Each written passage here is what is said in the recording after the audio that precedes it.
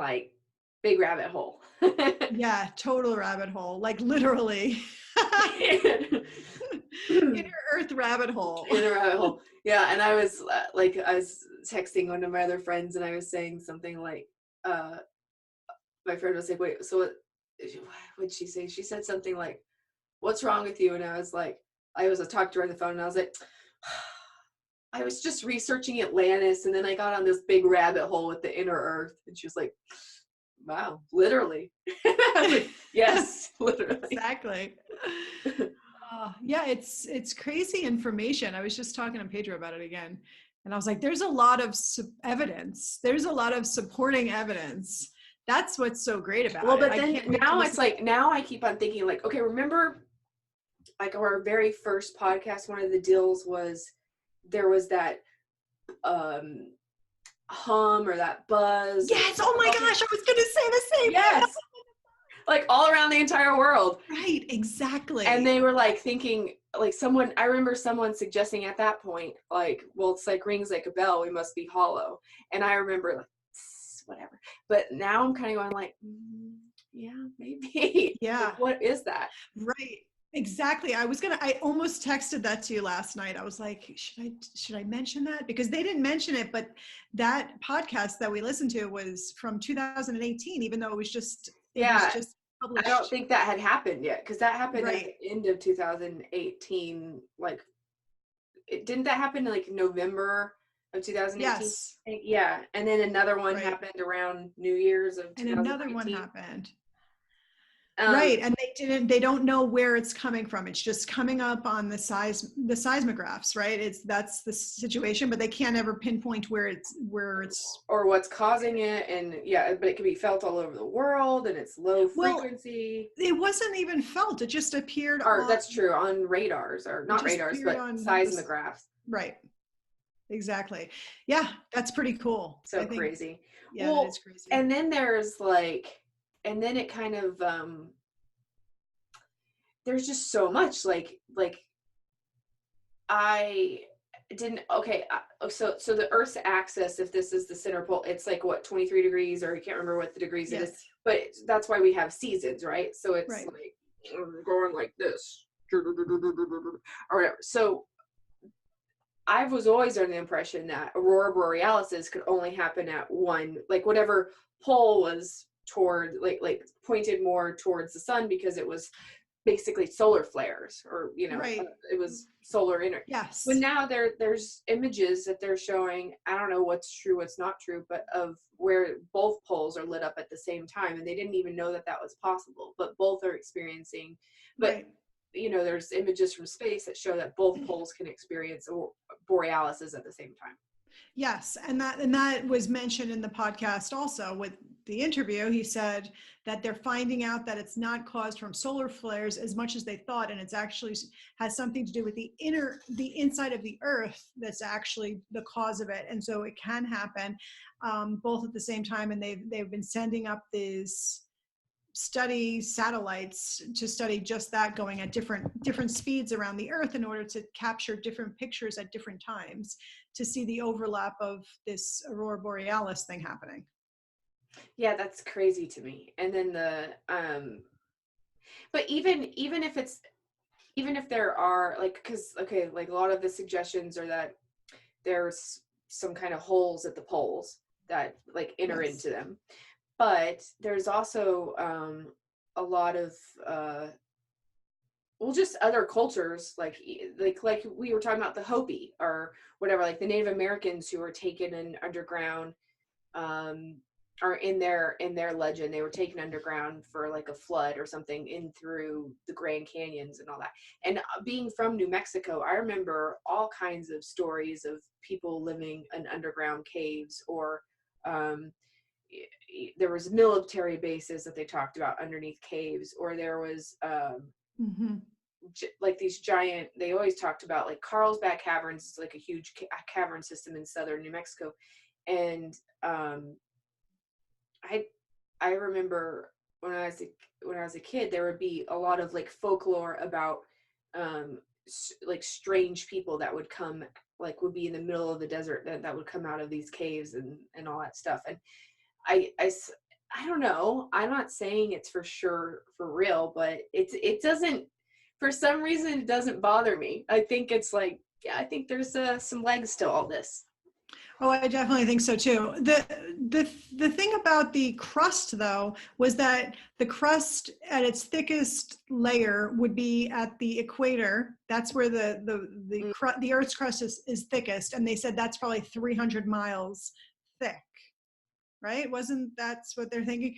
So if there are people that are living or something living in the Earth's crust, it's probably not beyond the crust. Or anyway, they could be living in like pockets or caves in the crust. And that's different from once you get past the crust, the inner Earth, which is a completely open new world.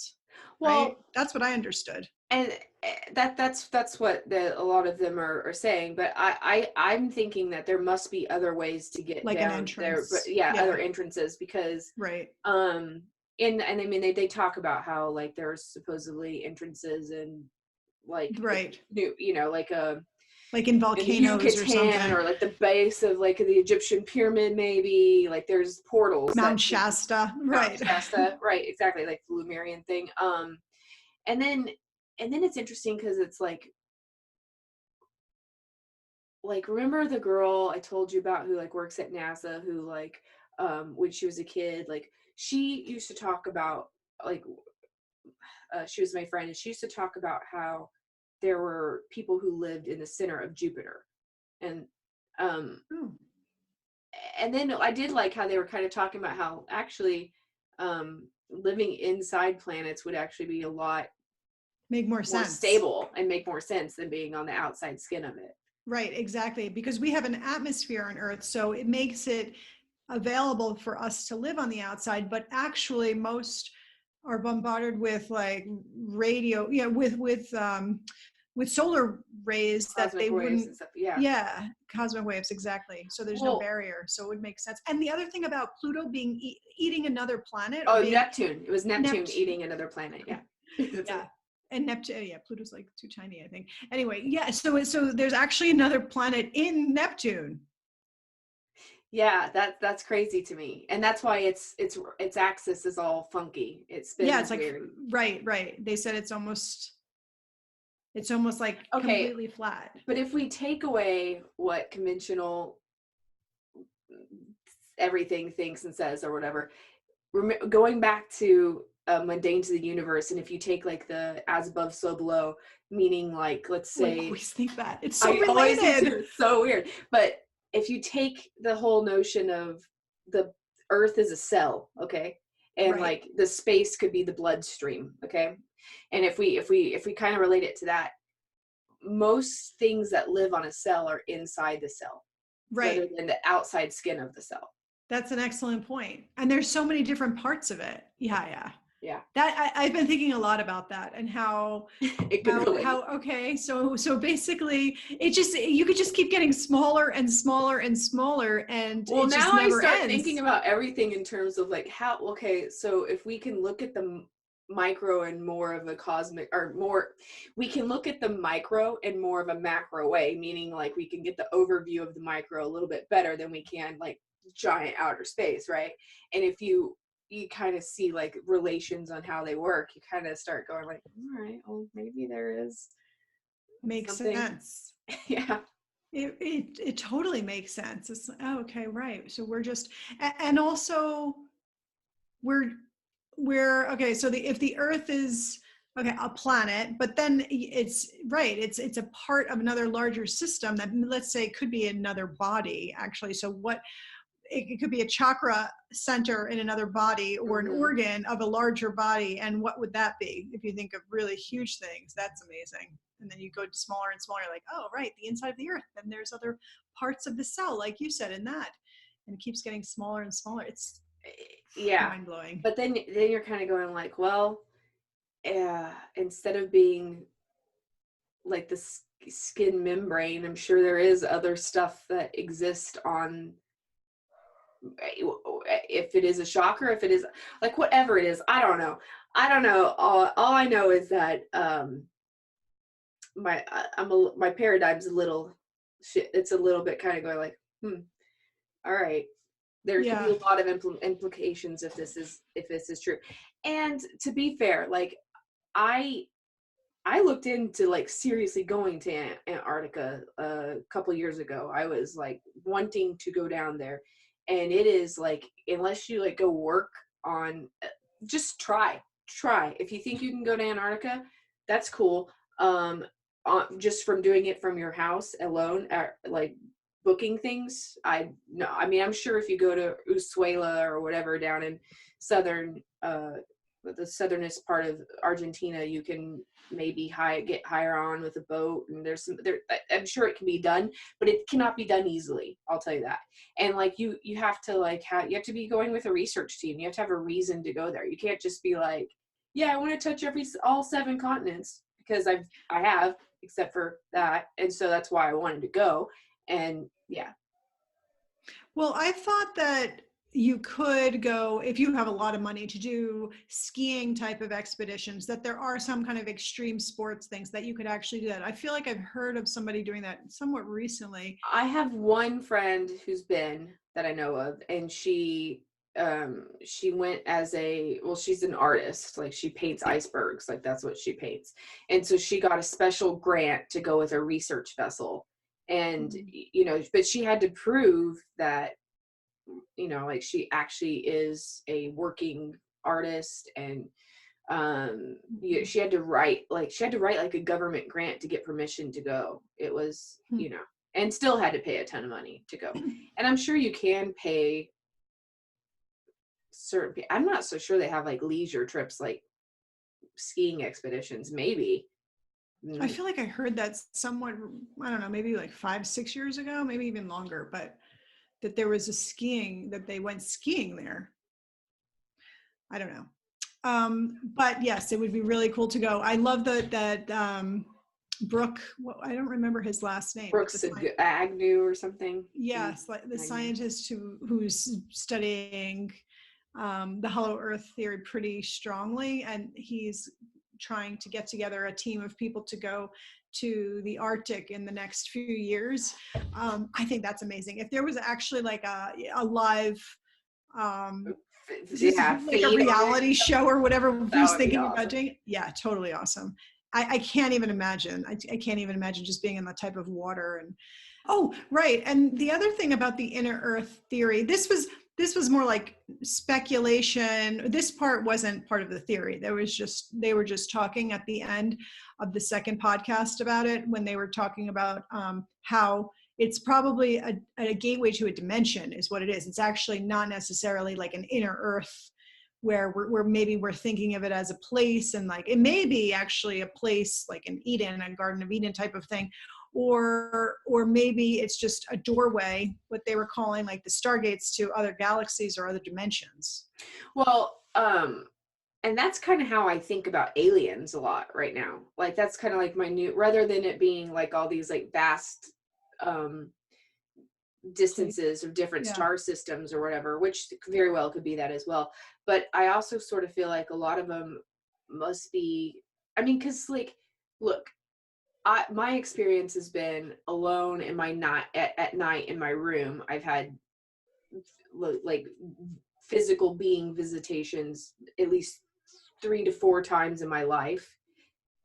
4 times in my life, different physical things that are not related to each other, are not the same kind of beings that come into my room at night. So I mean, I could just be crazy, there's that. But then there's also like whatever, and then I've had a lot of like dream time weird out of, or other places that aren't necessarily Earth. Like I don't know, like that they're on other planets, or I don't know if they're different times or what they are, or just imaginary worlds in my head. I don't know, but I think that the fact that they like, and a lot of people in abduction syndromes and with visitation things or whatever, a lot of people have that same experience where it's like it comes to them like alone at night or sometime or whatever, and it feels to me dimensional. Well, that makes sense. Yeah, I don't know what else it would be. Well, and then I also didn't even okay, there's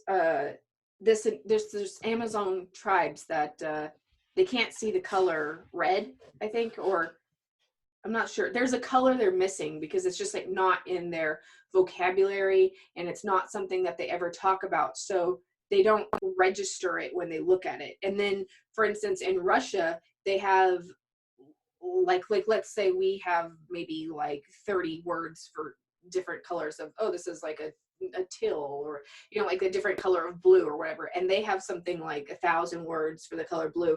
So like they actually say that Russians see like more shades No. than we do in that range.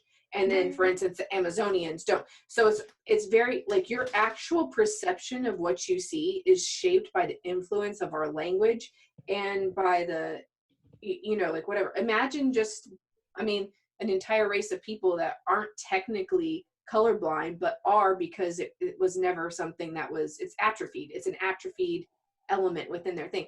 So with that, if you take that as just like a little sliver of our reality, uh, I mean, this, like we already know the visual light spectrum and everything else. So imagine what else is there dimensionally. Oh yeah. Yeah. And we really don't even know the spectrum of light. We think that we do assume because we of, do, right? right, based on what we can't see and any of the waves that we can pick up with other testing devices. But otherwise, there could be like an infinite amount of colors that we just don't ever register at all. And you're right, the same thing with universes. Okay, this other video I talked about, they're saying that the Dalai Lama is actually he's also connected to inner earth. Yes, And yes, that was like, the same end of the video. Okay, I didn't watch your video yet, but there's another video that I watched because No, you sent it to me. At the end of the second video you sent. Oh, you mean the podcast thing? Sorry, Okay, yeah, right. exactly. Well, I watched a whole other video that's just about that subject, and it talks about Agartha or whatever is like the name of the inner world land, and that the Dalai Lama is the basically supposed to be the dude who's connected to that person. He's the outer planet.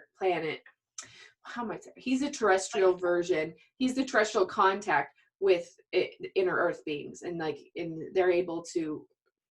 Every Dalai Lama, apparently, for all of existence, is able to connect with these inner Earth beings. Huh. Wow, that's pretty interesting. Yeah. Well, that coincides with the podcast when he said that he went to Tibet and he was able. He asked one of the guards if he could go into this special room, and his guide said, "You can ask the guard once, and if he says no, don't ask him again." And then he asked him once. The guard said no, so he said he respected that and didn't ask again. He started leaving, and then the guard said, "You can go into the room." And so he went down this flight of stairs, and that's when he came up across what looked like a swastika, but yeah, it the wasn't giant swastika. But they said it was the Milky Way galaxy. Right. Well, that again, the Nazis used the swastika because but so did Native Americans. Native exactly Americans used the swastika symbol. Right. So what happened was what I think is that the Nazis misused it because that's a symbol that's been around for way before the Nazis were around. Well, I mean, the Nazis had a whole bunch of they had what's the name of that pretty lady who's like the blonde lady, they had a bunch of interconnections with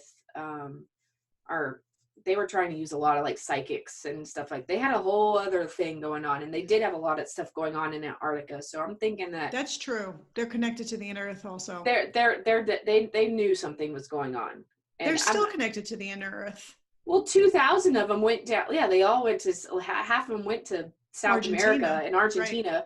And then 2,000 of them went missing. And that's what that whole Richard Byrd thing was supposed to be, on a U.S. mission to try to find the missing Nazis after World War II. And then that's where he claimed that he actually flew into the inner Earth and saw it.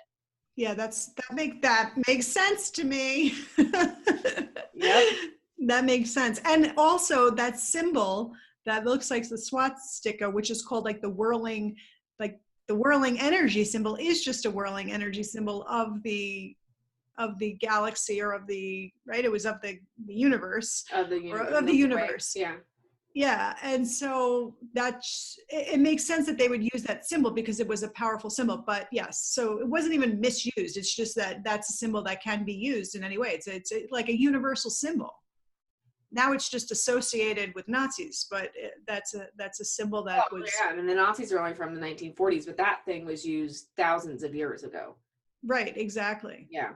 Yeah, and they have a lot of Okay, like so you said, a lot of money going in and because I always thought that Atlantis was like a city, the city of Atlantis that sunk.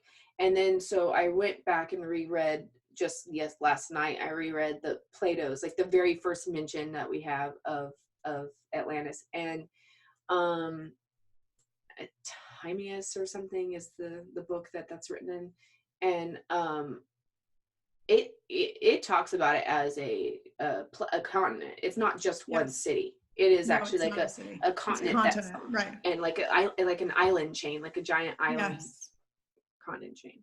Right, right. That's what I've heard too. And also, like Edgar Casey's stuff talks about that. Although they were looking for it on the Bimini coast, which is like off of Cuba, and they were finding underwater roads, and there's pictures of underwater roads that were sunk, but it's hard to tell if that was from Atlantis. And then the other thing was that, so that was okay in the Atlantic, and there's a lot of speculation about really where that continent was.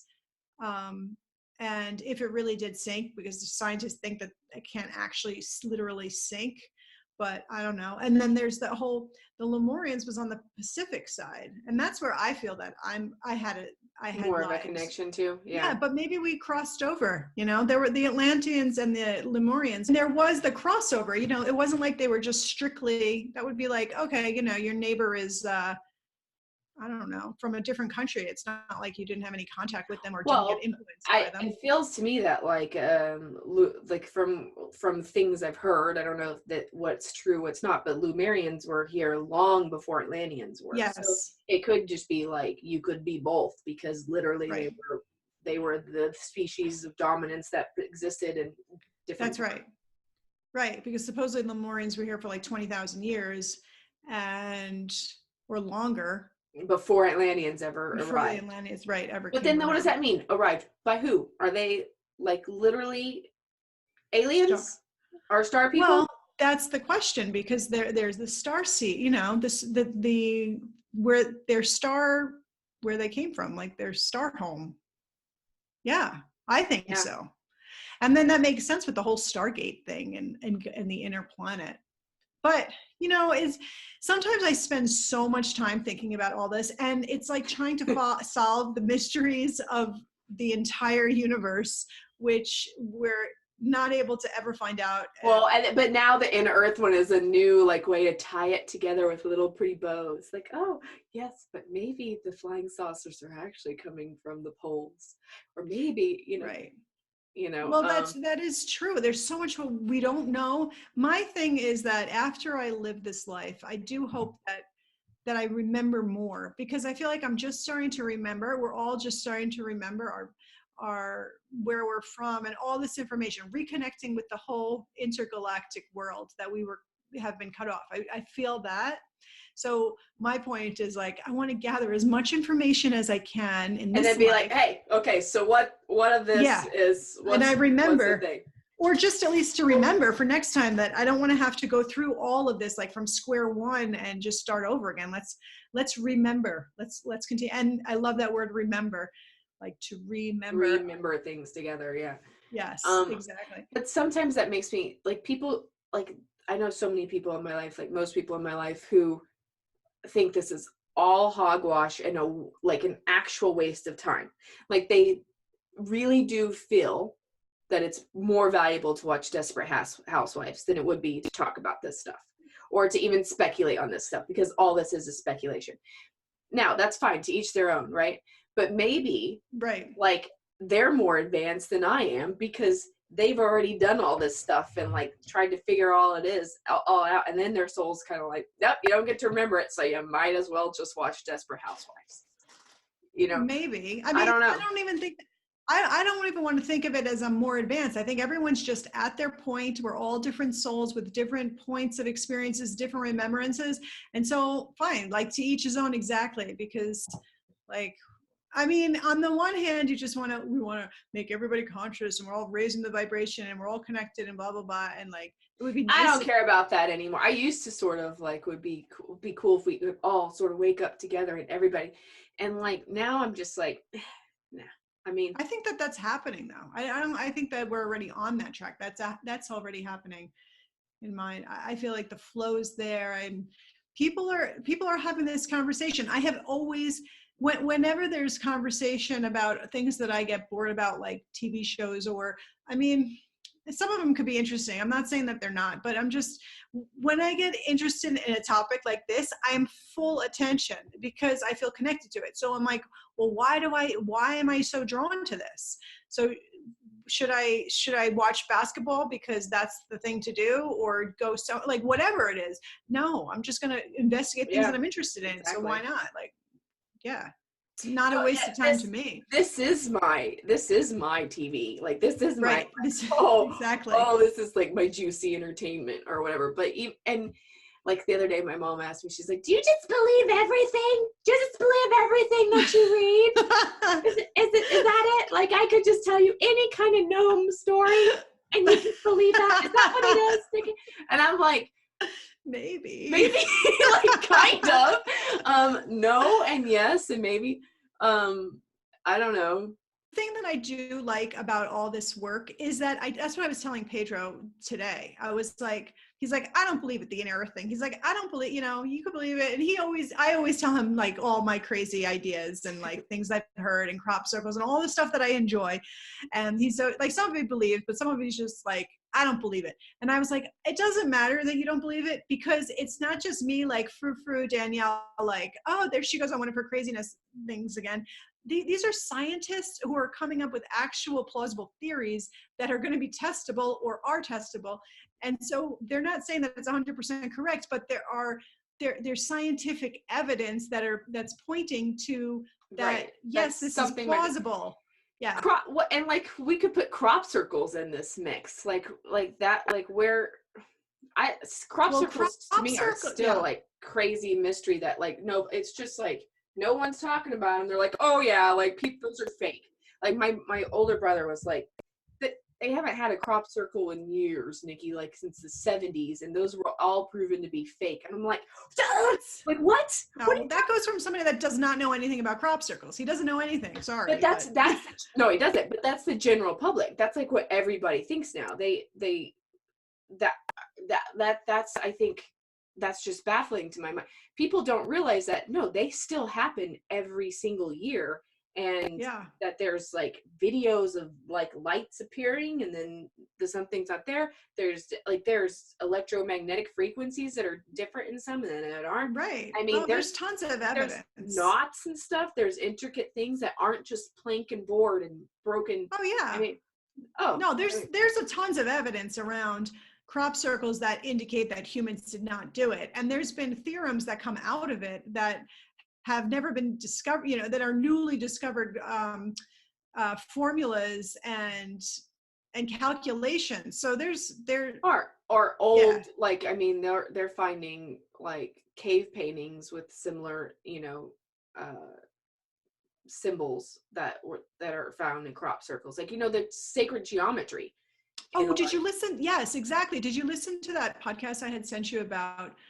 It was with Robert Grant. He's a mathematician, yeah. and he also does this Oh beautiful yes, I did, yeah. sacred geometry, and how he went into the Great Pyramid and how he spent time there, and that was his third time there, and then how the Alpha and the Omega symbols turned up on the cover of The lid, what is that called? the The lid sarcophagus or whatever, of yeah. the sarcophagus, exactly. But he said that wasn't there before, and he was thinking about it. He's a very, very advanced mathematician that is way up there as one of the mathematicians of the world, very smart person. And he just came to this like poof realization about something about the the formulas of the pyramids and all these connecting things, and how actually the feet and the meters are related through the pyramids, and like all this stuff that I was like, wait, what? Let me listen to this 5 more Right. times and maybe I do I'll think get it. that was interesting because I when he was talking about the measurements and using feet and inches and stuff, and I was kind of going like, yeah, but that's imperial, which is not that old. But then he was showing that actually no, like they There had was a a very connection. similar measurement. Yeah.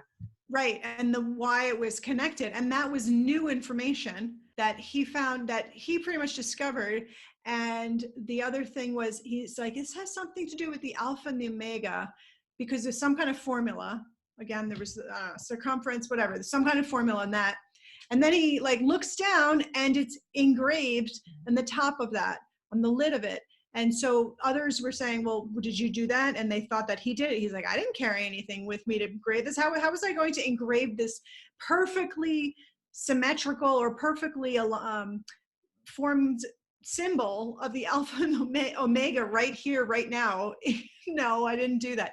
But his point, his thought was that maybe it became available. It's like as our intelligence and as our consciousness is getting bigger, these things are getting revealed to us, or they're appearing because we're actually going to another dimension. We're actually in another dimension Dude, or in another like timeline. Oh, I know what I was thinking about, the inner earth thing again, going back to Brooks' like comment. Is that his name? Brooke, right? yeah. He was talking about how every X amount of years there's this scientific community that measure the amount of species that have either Oh, the died stingray or, thing. yeah, and the stingray thing. And he said that there was what happened that triggered that? I forgot now. Are But all these there's species. I need to look at that again. Yeah, something about how there was 1,500 new species of stingrays found in Right. this area, and then and every year they find another 20 or something. But like this was like a super abnormal amount. And then there's the story of like the birds and the gulls and stuff, that there's certain ones that migrate somewhere we don't know where. Like Oh, they right. go. We don't, yeah, we're not able to find out where they go north instead of south in the winter. Yeah, and they would die if they didn't reach somewhere warm. So it's confusing. Yeah. Well, and there is that question of the North Pole being covered with Clouds all the clouds. time. Yeah, so we don't really know what's below it. It could be green. And in the other story that seemed like the Scandinavian guy talking, he said that they believed that there was warm there was warm land, or there was more like land beyond to the north. It was called the land beyond the North Pole. And so when they got to that point, they realized that it was like warm and there was actually greenery. Well, if you look at pictures of other planets, like if you look at Saturn or Jupiter or whatever, they always have like these dark swirls, like points. They have very distinctive points on their poles. So I don't know. I think it is interesting how little information we have about our own planet. Right. You I know, know. just yeah, like Well, it's so it's just so extensive, and really every time I think about anything, I just get so amazed. I love it. You can investigate anything, and it would be endless. You're like, oh, I'm just gonna investigate ants and how ants work. or And like magnet. Oh, speaking of ants, which is really weird. Like I had some ants on my sink the other day, like little tiny ones. Like I don't know if they're like sugar ants or whatever they are called, but I just was bored. So I put like a droplet of honey on the counter, and I was like watching them all. They communicate. communicate with each other, but like this is how they do it. Like I've observed this. I know exactly how they do it. they go like in lines, and like they'll see one they always talk to each other. They talk real quick. They go Yep, with their antennas real quick. They exactly. exchange some like freaking quick Information, information, and and then then they that's keep how the other talking. one knows. Yeah, and then they walk past each other. So they Yes, always, no matter, that's they don't have any prejudice against each other. Like they nope. just see each other, and they're like "Dee-dee-dee," and as lo and behold, that one that would have had no idea that there was honey makes its way to the honey. Right. So Yes, not I only do they, observed that with that exact type of ant, because in Mexico we have the sugar ants and they're all over the place. In my old apartment, they were like everywhere, pretty much unavoidable. And I would just watch them and be like, oh, wow, look at them communicate. They greet each other every single time. yeah, And they greet each other. And so for a while, I was putting my honey jar in water, like in a bowl of water so that they couldn't get it. And they built a bridge eventually and they got to it. oh yeah, they I mean, they're super smart, I know, but, they are and super they're smart. like organized, and like fire ants travel for miles in colonies on water and don't die. I didn't know that. That's amazing. That's they are the most amazing creature. Like they have, they're for me. Not only that, but we couldn't tell each other that quickly. Hey, there's a Right. big giant pool of honey over there, and that's it. I mean, like I'm talking like seconds. Like they Yes. exchange They information just, in seconds. shoot. Yeah, they keep walking. They do something with their little antennas. Antennas, their antennas touch. They go to, and that's They it. exchange information and they keep walking. It's pretty amazing. It's really amazing. It's really amazing. Like that's and I, and here we are thinking we're the most intelligent species on the planet. I never think that. I definitely don't We're think like, that. we're gonna look at we build things, you know. Right. We build things, which is cool. I mean, yeah, Yeah, I like we're things. cool. I like We're all humans. I'm right. not saying Yeah. I don't, but yeah, but we're all smart in our own ways. I just think, everything has something to contribute. We can learn something from. Yeah. I mean, I'm saying these other animals have telepathy in some sense. Yeah, We need some of that. exactly. And well, the whole antenna thing. Well, I mean, the whole idea of insectoid or reptilian like collective consciousness is always fascinating to me. Because they're obviously insects do have a kind of collective consciousness and danger and stuff, and they it is weird that they aren't parented. Yeah, Like they like hatch out of like even like say take a sea turtle or something. They hatch and then they find their way to the ocean and it's like you're on your own from the day you're born. Like you don't yeah, there's no mama doesn't hold you and nurture you and teach you anything. They just like I always find that really quite amazing when you think about that. And like same thing with yeah, like snakes or whatever and ants and all that. But anyway, like there's a lot of insectoid and reptilian type of alien folklore that yeah, exist, and they are kind of almost like androids. yeah. Androids, huh? They're That's like, pretty crazy. That's true. yeah, who knows, Danielle, who I knows? don't They could know. all be inner earth ants, giant inner earth ants who are just as evolved as we are. Like that, I have more videos to watch and more I mean, like I don't think I'm done with this hollow earth adventure. No, no, me either. This is one this will be like me with crop circles like I was really into crop circles for a long time. Like couldn't get enough of them. I feel like that's kind of like with the hollow earth thing. Plus I feel Yeah. like we're actually getting closer that if this person does this expedition, it sounded like the Russians are on board and they're Well, like up and for there's this. like, that little book I sent you, the Smoky God book. Yeah, well that's what I was referring. He's the Scandinavian guy I was referring to. But I mean, there's different routes to go down. Yeah. And Yeah. I Yeah. kind of want Send me the newest one. Oh, you did. You sent that to me, yeah, right? I sent it to you, and Civilization. I don't know, man. We're gonna have to and also the Forum Borealis. We did the two of them, but I'm pretty sure that there was more than just those two on. Anyway, there's a lot to research still. Yeah, and I feel like we need to actually. You're gonna like the video that I just sent you. And also, I also think that we need to talk about the Lemurians and the Atlanteans more.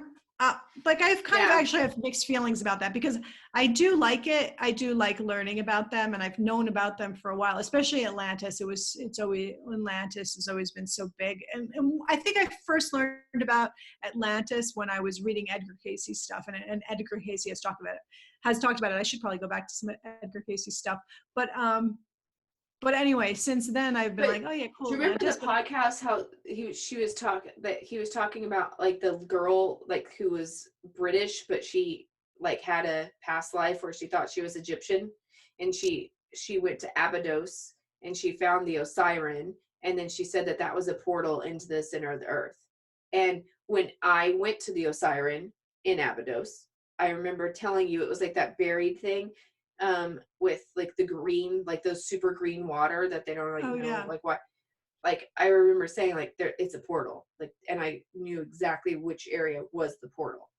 Um, Oh. so that was weird when I heard that. I was like, oh, okay, that there, that's weird. Just validation. Yeah, for internal validation for me. Yeah. Cool. Well, that's cool. Yeah, there's a lot But of but yeah, things. Atlantis and well, you know, like I told you, like that one lady was like, um, like I met her at like a workshop. She wasn't. I didn't pay her or anything. She was just like a psychic person or whatever, and she was just like, um wow, I didn't think I would ever meet you in person. And I was just like, what? You know, she's like, you are responsible for the sinking of Atlantis. And I was like, what? And she was like, yeah, you're not like, you invented the technology that sunk, that sunk the or that brought on the last deluge. And Whoa. I was like, um, okay. And she's like, you're not necessarily bad. It's just like, you know, it's kind of like Einstein, you know, Right. he was able, With he the brought in split the atom. nuclear, yeah, the split, you know, whatever. So like, she's like, well, you're the one who brought on the technology that ended the last civilization. So, you know, she's like, yeah, Wow. so you've had quite a karmic thing. And I was like, okay, interesting. I don't know why. And I was like, do you tell everybody that? And she's like, I've never told anybody that. Like, I just, as soon as I saw you, that's what the voice said, and said you needed to know who you were. Well, And I was that's like, cool. I mean, that's cool that she, says that she doesn't say that to everybody because you always was like, oh, I don't know, I I don't know. even know you. But then I'm And kind of then, like, oh, that's great. So I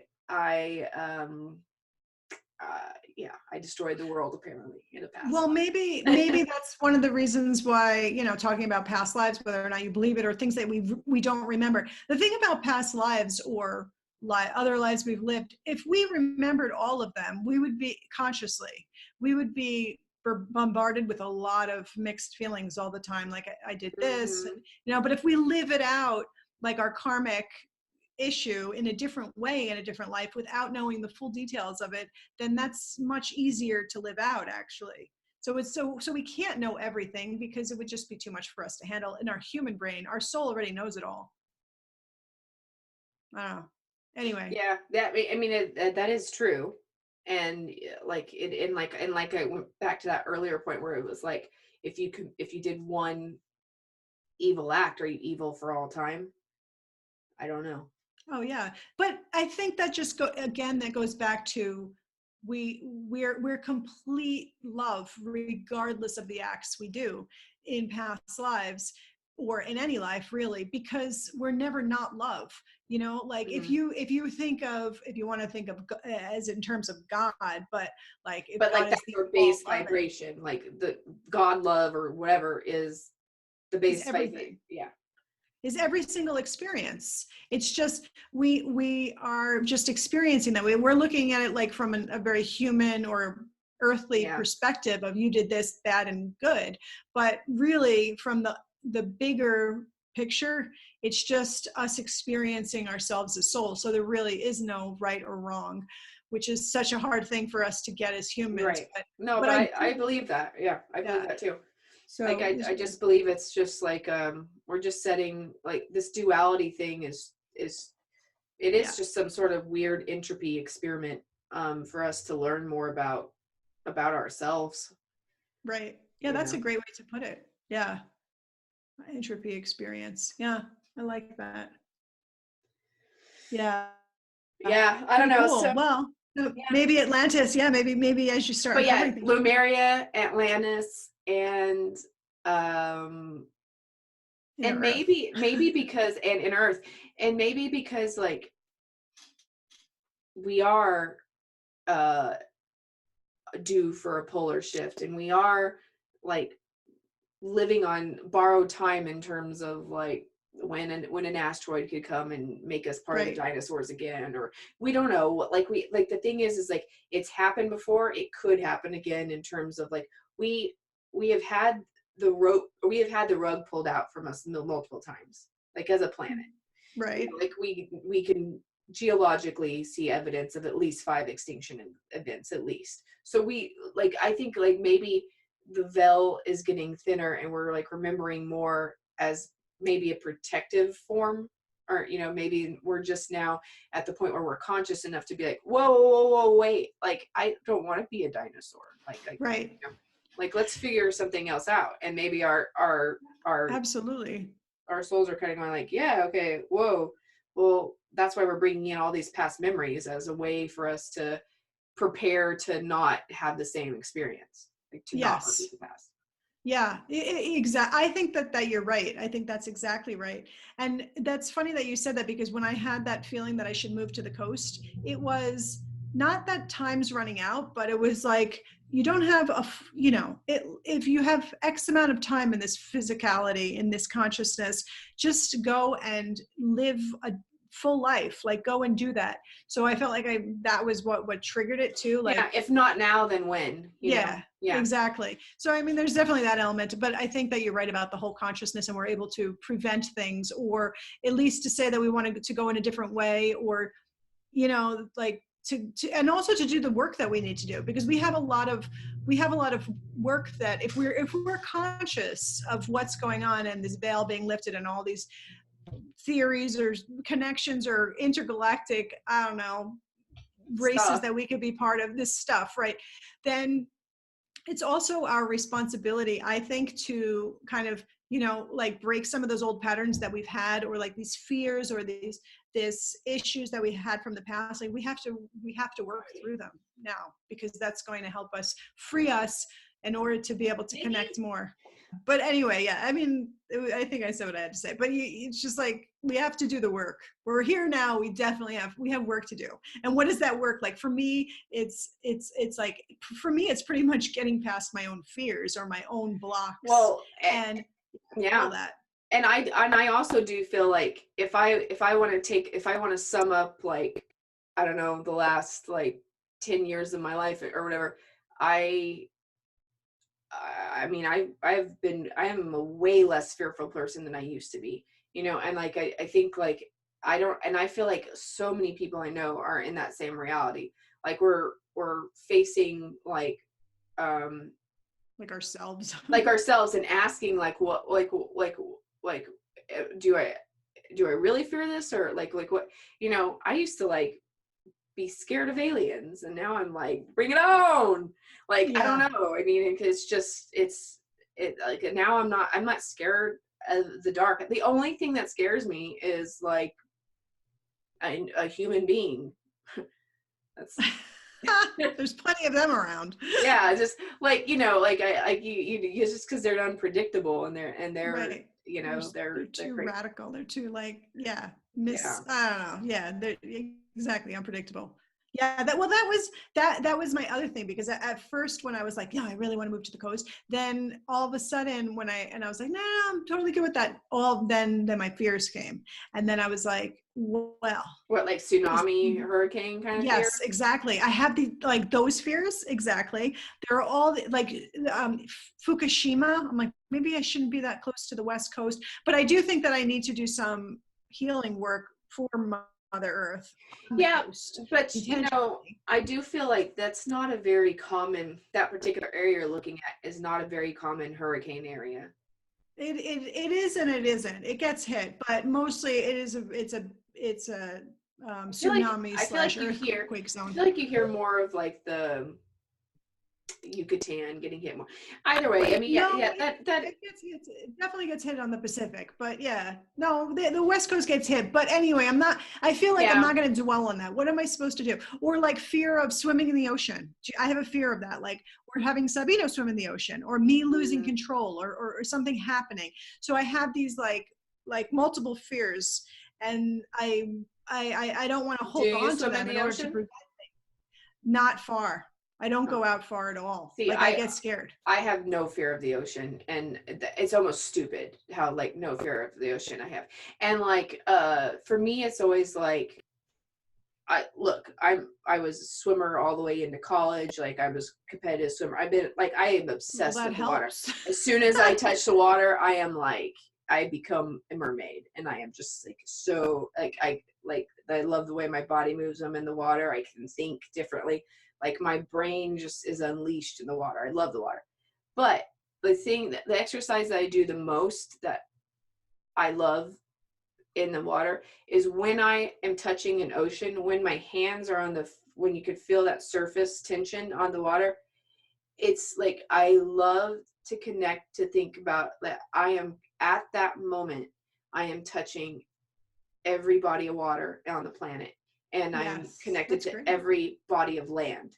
Like that's when I really feel the most connected to the planet, is when my hands are in the ocean. It's like different than if they're in a swimming pool or in, a bathtub. It's like Right. that's not the Well, it's same. so vast. So everything, yeah, your intentions go so far in the ocean. Yeah. Like when you can hear, when you go underwater and you hear the noise of how far something's traveled, you're like, whoa, this is traveling across the ocean, this But wave. there's literally no separation in one droplet from the rest. Like it Exactly. all, and it's touch, and all the oceans connect somewhere, and all Yes. the oceans are touching every morsel of land. So it's like it's the most it's the most connected to the planet you could be, I think. So just think Well, about that. And then also like I feel like you can if you want to bring on a shark, you can bring on a shark, but you can also repel them keep by it like away. not Right. thinking them about sharks. Yes, yes. And so that's the type of work that I'd like to do, because I think that actually going there would help me get through some of my fears in a different way, and it will be good. So I just have to trust. So for me, it's a lot of that. It's a lot of that. And what you're saying actually now about the water, which is something I totally feel. Actually, I do feel that way. I love the ocean. I'm not saying that I don't. I just get scared of it. Like if it's beyond my touch zone, I start to have like a Right. panic kind of attack. And I didn't used to have that. That's more of like an adult thing. I didn't always used to have that when I was like, Well, I you think know, I think a lot of that is because Sabino is like what, 8? I yeah. mean, and like I'm sure he's not as conscious of that as you are, so it makes it to where it's like you do have like the protective element coming out too. Well, I think that that's part of it, right? And then I don't want to give him that fear, which I already have, poor kid, and it's like not fair. But I want him to get over that too, and be like, all right, you're going to take lessons, surfing lessons, and you're going to learn, and you'll be fine. And I just have to trust that. And also, there are a lot of turtles, like a lot of turtles. It's making the news all over the coast and all over Mexico, and I But they're I don't dying. know, whatever. They're dying. And the thing is, I found a dead okay, turtle on the coast of Mexico there. yeah. We brought it up to Paulina's like house or whatever, and then some people stole the shell. We got put it in a big blanket and brought it up to their house, and Oh, I think it's Fukushima. But anyway, there's a lot of them coming. A lot of them are being found on the coast, like a mm, ridiculous amount, and like 20 a week, in very small distances. And right, but I feel like it's a good opportunity for me to do some healing work on grid the work ocean. and some, And yeah. yeah, grid work, exactly, because the ocean is just like the grid. So it's like the water grid, but then there's the whole grid. So there's a lot of great work to be done, because all of your good intentions go out into the ocean. It's connected to everything else, just like what you said. There's no separation between drops in the water. And the same thing is true with the grid. Well, and I also do think that there's some sort of intelligent civilization that lives in the water. Well, yeah. Like I really do. Like Well, there's so many lights that they see going in and out of the ocean, and then like the things we experienced out there, and like a lot of UFO experiences happen over the ocean. Like there's some consciousness that exists that we don't know. It's 75% of the planet. So well, I think now, after listening to the inner earth stuff, I was thinking maybe it's more of, not that they don't live in the ocean, but I was thinking maybe they're just going down to connect to the inner earth somehow yeah, through the ocean maybe there are like shared openings. waters or something, or yeah. There's shared waters. Well, that's what again, going back to those species, the species of the 1,500 new species that they found during that time when they Right. thought maybe, you know, there was an opening in the crust for some reason. I don't remember what happened, but and so they think that there's a connection between the waters of inner Earth, which makes God, that would sense. be so cool. And It's there's just also a like, lot of fresh water. There's a lot of fresh water holes. see that, yeah, and then like some of the weird stuff that exists super deep that you're like, this shouldn't, it shouldn't be able to exist here. Um, yeah, it's, I don't know, but it is one of those things where, okay, here's a boring story. You were like, there was this one point of was this one time where something happened and we don't know what it was, but it made cells divide and it made amoeba, it made living organisms exist. It's like the singularity of it. Okay. And then everything just started dividing and somehow started changing and developing eyes and then da da da da da and all onto you. And then that's it. And we, you know, we go to work, we do our thing, and we come home, and that's it. That is a very boring story. Our creation story that we currently have is a very, very boring story. And I'm like, if all of what they say is true and nothing else is true, then it's like, ugh. Totally. Right. That's a good point. It's pretty boring. Yeah. Yeah. That reminded me of the what's his name again? Who I was just telling you about that I was watching on Gaia. What did I say? Greg Braden Yeah, or yeah, Joe Greg Dispenza. Braden. No, Greg Braden. So he was talking about how, you know, the theory of evolution is really flawed and how it works to a degree in some species, but it doesn't work with humans. And so they're finding evidence that humans actually are a completely different species than Neanderthals, right? Like we didn't evolve together, but we did walk the earth at the same time. So there's some kind of evidence or thoughts as to that Oh, maybe I'm 4% 200,000 years Neanderthal. ago. The According, what? I'm 4% Neanderthal according to my DNA. Well, I'm they may have, yeah, they may have mixed, but they but were they weren't the different. same. Yeah, exactly. Well, it's like the whole also it's like if we evolved from monkeys, like why are there still monkeys too? You know, like I don't know, like why aren't they evolving?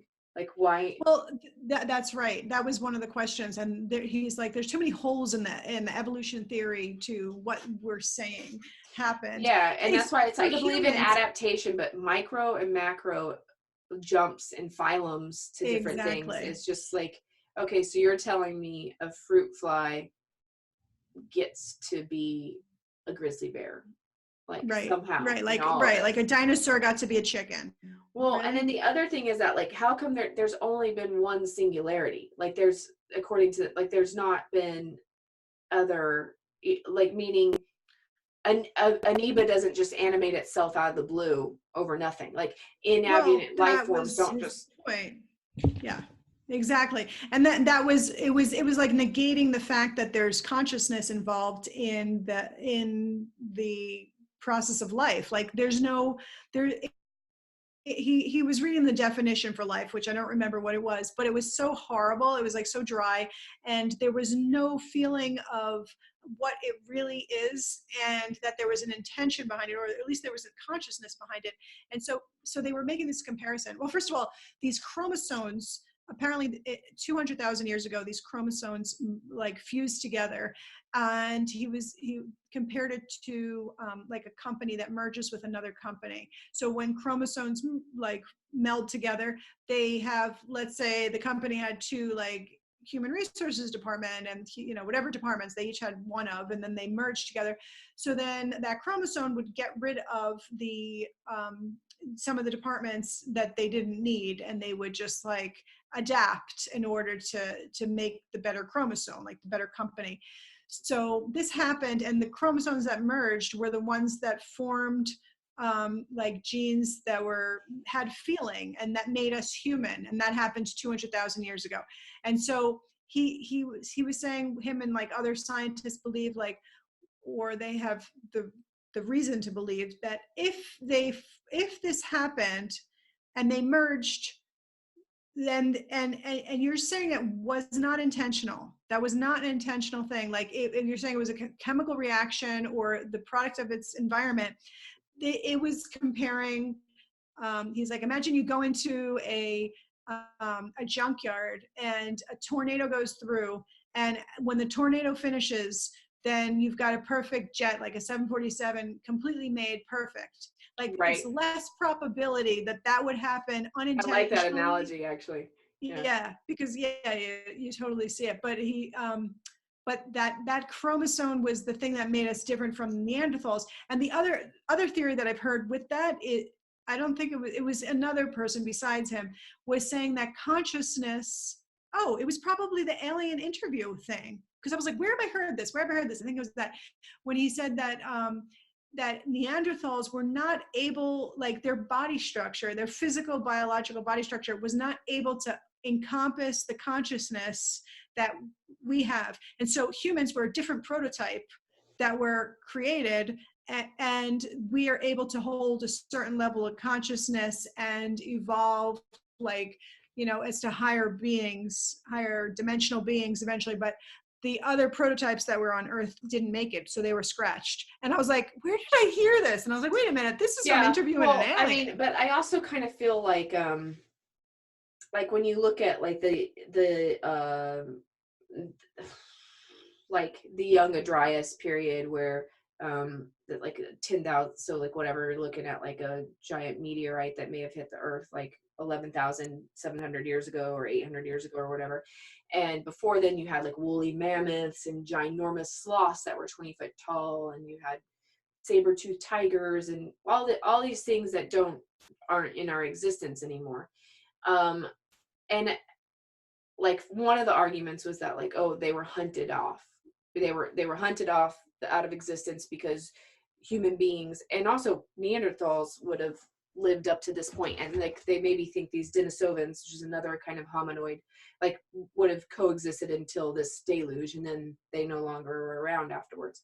Well, for me it's like it just doesn't make sense that all of these species wouldn't have made it. It almost feels like it's an intentional like experiment stop where it's like, all right, you know, I don't think we hunted the woolly mammoths to extinction. I think that it was like, well, actually what I really feel is that the air was different. I feel like our magnetic gouge was different. And so I feel like the size of the planet may have been different. Like maybe it was smaller and then whatever hit us like made the thing grow, which made our magnetism a little heavier, which made it to where being 8,000 pounds like would collapse on your own body and you couldn't physically be like your physics didn't work in this structure anymore. And also I think that the atmosphere must have changed to a point where like because the plants were all huge then, like in all the other Right. previous like Insects. everything and Yeah. insects like something about the air we breathe, something about that was different if you were able to get leaves the size of our modern day elephant. Like okay, that we don't have that anymore. So like it's like something with time, either their growing time was different, like they were allowed to grow that much longer, and like I don't know, it had to have been atmospheric. So all these things though to me just seem so intentional that there's, and it's because if those things all died out, wouldn't everything die out? Why did some things survive and other things didn't? I almost feel like Mhm. I feel like it's not natural selection. I feel like everything is sort of intentional selection, being like, and now for this TV show, we're going to have these characters, these dinosaurs and these things. And then, ooh, now for this one, we're going to have these woolly mammoth ice age animals and these things. And now for this TV show, we're going to this brand of hominoid, our fifth model. And our, I don't know. It feels to me more like, yeah, I really do think that there's some aliens in the moon who like, it's like the Truman Show and they're playing dolls. Right. Well, that it does. I think that has some truth to it because it goes back to the alien with the interview with all these companies making intergalactic companies making these Platypuses, species, yeah, for right? fun and Platypus, right? For like rich people or whatever, right. just to populate planets. and then biology came into like those planets. But yeah, what you were saying about the expanding Earth reminded me of, again, that the conversation with Brooke when he was like, no, the Earth was smaller in the Well, past, yeah, and then that's one of the theories with the Pangea, like everything being like, yeah, how all the continents could fit together. right, because it was smaller. Yeah, and so therefore it had less mass, but now it's growing. Yeah, and then I mean it's bigger, but it's Or expanding the idea is if you have more mass, and if that's more, it's like denser, it's like harder, it's like yeah, heavier to it's live here. denser when it's So you smaller. can't, or when it's smaller, It's less it's dense. easier to be big, right? Right. Because it's not as Exactly. hard on your bones. There's It's not not as as hard, much right? gravity. When it's bigger though, it's heavy. It's heavier. So Yes, you have more density. Yeah, that was another thing about the going back to the inner Earth thing. Not to forget about what you said about the woolly mammoths in the atmosphere, because that sounds interesting. I mean, I had not thought of that at all, which has some, like, good thought behind that. I don't know. like it's just a thought. Like I don't know. I mean, they've done so they can do ice core sampling, where they can like find little tiny air bubbles, like they're in like Arctic or Arctic Right. whatever, Yeah, like they're and then finding the methane and whatever. right, and then they'll be able to like tell like supposedly what the atmosphere was back then, but it's a flawed science because I mean, Yeah. Right. Like what makes you think that that's the way all of it was? It was you're right, taking a and then sample like from a you're getting one little core sample that could have other yeah. factors and how it was flash frozen, and it's not like an absolute science. So I don't know how Right. we, but okay, what were you Yeah, saying? no idea. No, I have no idea either. He was talking about the inner Earth, how one of the other theories or evidence, it's more evidence that the hollow Earth theory was the distance we are from the sun. So that if they could measure, speaking of measuring things out in space, but if they measure correctly the distance from where we are in our orbit to the sun, and based on our size, they will know the mass of the planet, or the weight, or yeah, the weight of the planet. But if based on our size, it should have been a different weight. But I don't know why exactly they think that, because how do they know exactly what the material is? But they figured out that if that was true, and if it was solid the way that they're saying it is, like how the regular core theory goes now, like what's inside of the Earth and the mantle and all that, then we should actually be in another place in the orbit. We should not be in the orbit that we have now, because we are that we're measuring to where we should be if we have a hollow Earth. So that's a pretty strong argument, I think. Yeah. See, but for me, the weight of the world has always been like, if it's such a delicate balance of like rotation or whatever, like we gain weight every single day from all the meteorite strikes that we get and all that. I mean, like, or it, the amount of satellites and space junk we send into space, and the space trash that we have, and all of your all that stuff, like that should affect the weight and balance of the planet too. It's so like I don't know how they I, I don't think Figure it's that out, possible really. for them to ever really figure out how much we really weigh. No. And I don't remember what And I don't think it's a constant.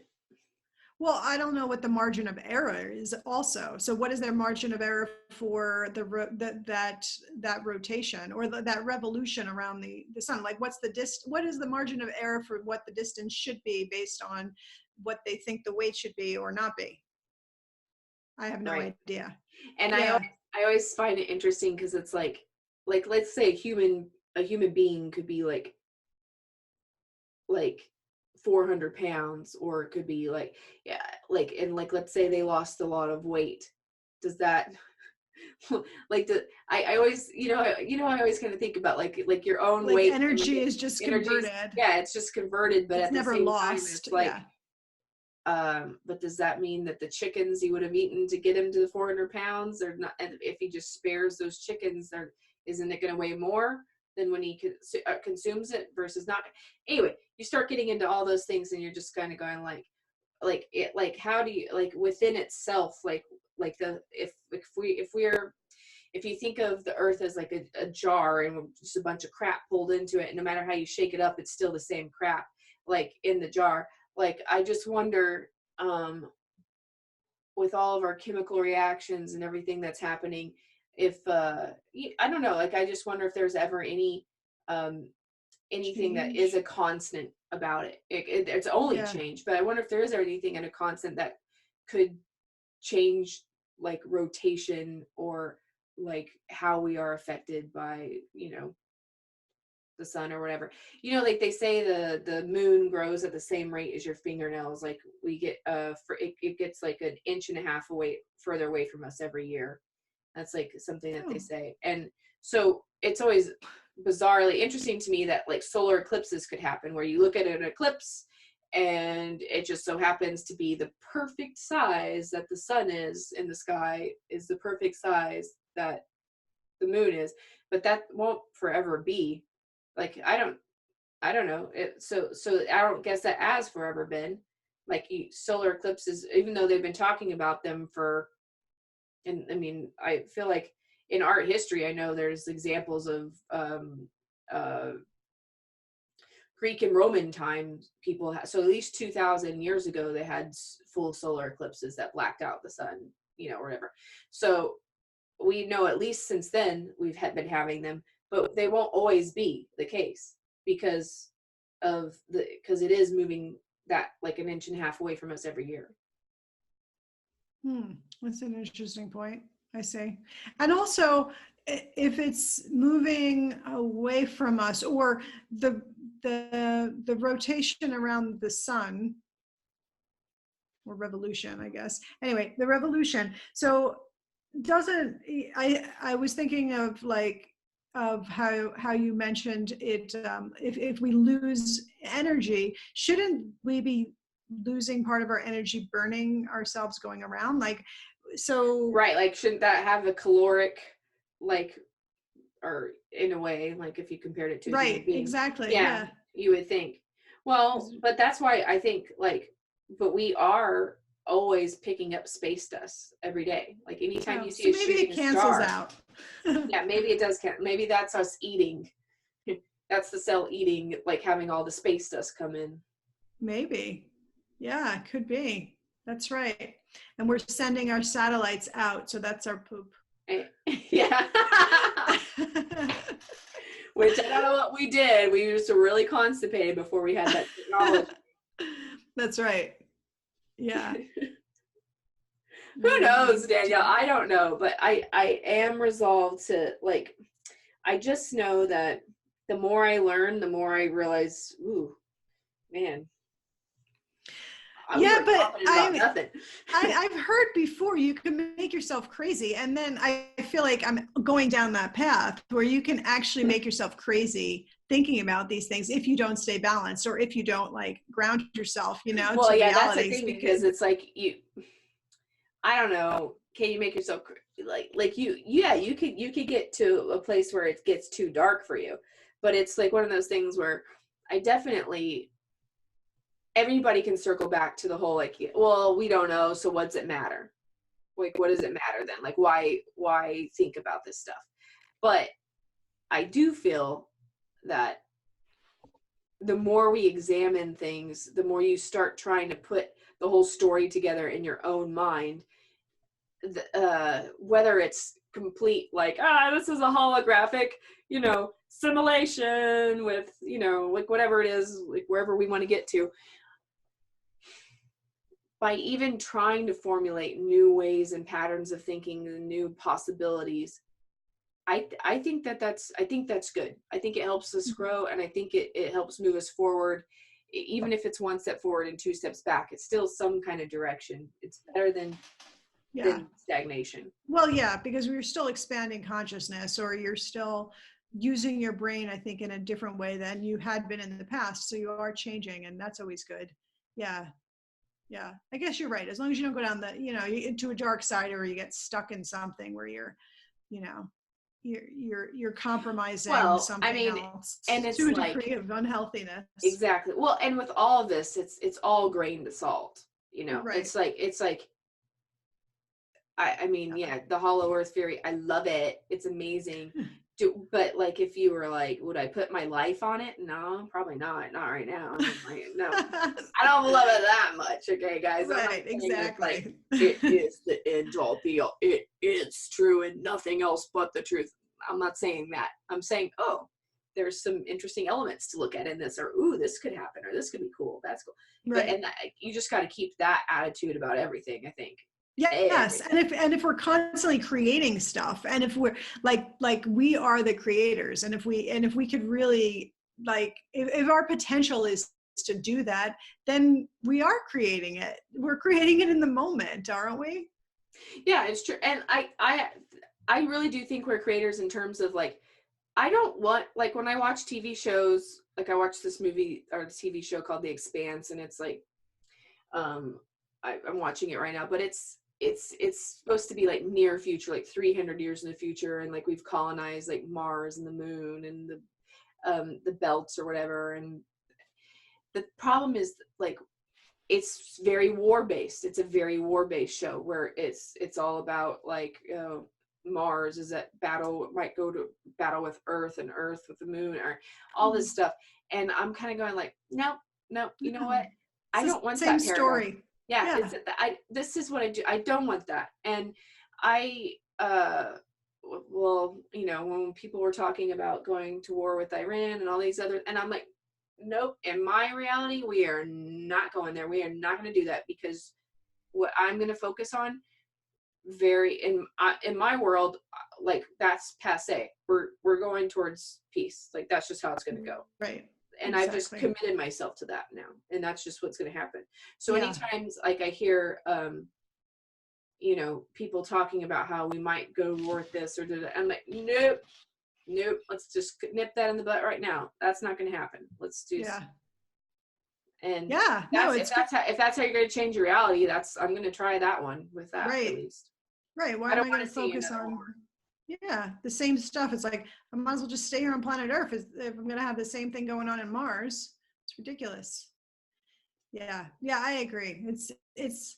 And I think we're getting to the point where we are evolving past competition, and we have to be collaborative. And Mm-hmm. there's just that we're getting to cooperation. We can't do everything alone. We are this singularity, and we could stick along with being cooperative because we can get so much more out of it. Obviously, we can give so much more to it. It's just a better exchange. And I I think that has a honestly lot feel to do with like the feminine. a lot of that, it does have to do with feminine. It also has to do with the fact is like you have to stop looking for outside validation. Like, nobody else can validate you. So by getting praise and, like, being like, someone being like, oh my gosh, you're so smart, you did so good, you just, oh, just the wanting of that, of that admiration, is something we all should work on, because it's like, that should only be something that can come internally anyway. Mm-hmm.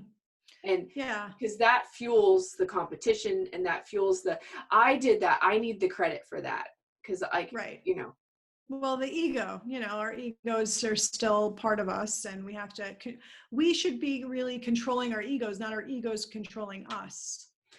Yeah. that's well said.